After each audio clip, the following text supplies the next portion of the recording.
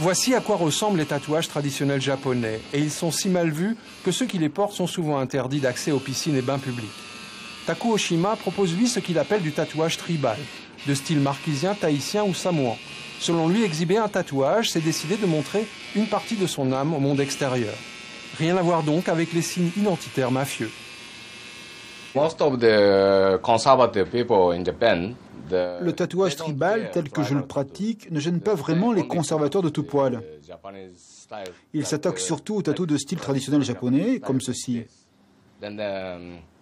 Ils pensent que tout cela est forcément lié à la mafia japonaise, mais c'est vraiment un cliché. Mon collègue, par exemple, travaille ce type de tatouage et il n'a aucun mafieux parmi sa clientèle.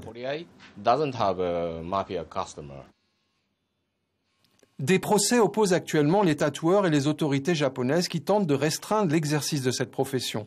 Taku, qui a gagné plusieurs prix internationaux et qui travaille aussi en Europe, semble inquiet. Un peu comme ce client qui préfère tatouer des parties peu visibles de son corps.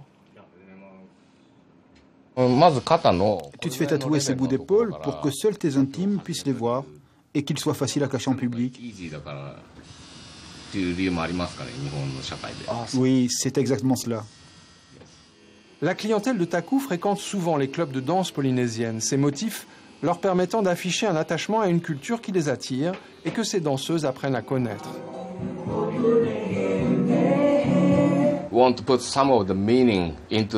Les tatouages polynésiens ont beaucoup de sens et ils permettent d'afficher de véritables significations.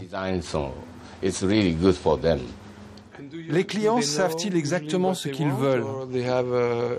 Parfois oui, parfois je les conseille. Taku Oshima quitte régulièrement son quartier de Okubo dans l'ouest de Tokyo. Il sera par exemple présent au festival du tatouage à Moorea en septembre prochain, comme un énième retour aux sources.